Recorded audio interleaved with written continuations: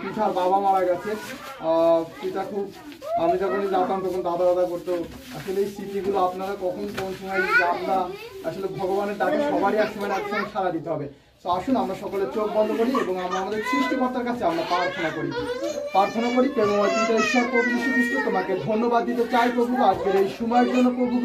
প্রভু এখানে যে কয়টি দাসী প্রভু এখানে উপস্থিত হয়েছে, তুমি প্রত্যেক জায়গায় তুমি আশীর্বাদ দান করো প্রভু। বিশেষ করে এখানে মাসি রয়েছে, আমরা শুনেছি তার অপারেশন করা হয়েছে প্রভু, যে রোগে তার অপারেশন করা হয়েছে প্রভু, সেই রোগ, সমস্ত রোগ তুমি যিশুর নামে তুমি দূর করে দাও প্রভু।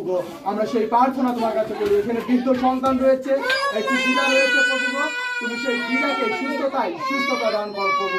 এবং আরো দুটি সন্তান প্রভু তারা রয়েছে, আমরা শুনেছি তার সেই পা সেই ফুলে গিয়েছে, পায়ের পাতা ফুলে গিয়েছে, সে অনেক ব্যথার কারণে অনেক সময় হাঁটতে পারে না, অনেক সময় অনেক কাজ করতে পারে না প্রভু। তুমি তার সেই পায়ের ব্যথা, পায়ের ফুলা তুমি যিশুর নামে তুমি দূর করে দাও প্রভু। আমরা তোমার কাছে সেই প্রার্থনা করি প্রভু। আরো একটি সন্তান রয়েছে প্রভু, তার যে প্রার্থনার বিষয়, তার যে শারীরিক অসুস্থতা যা কিছু আছে না কেন, তা তুমি সমস্ত কিছুর প্রতি অবগত রয়েছে প্রভু।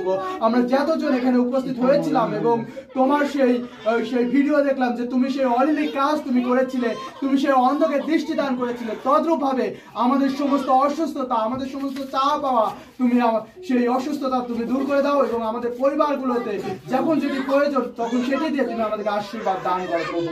এই ছোট্ট প্রার্থনা যিশু তোমার নামে চাই, আমেন আমেন। ঈশ্বর আশীর্বাদ করুক।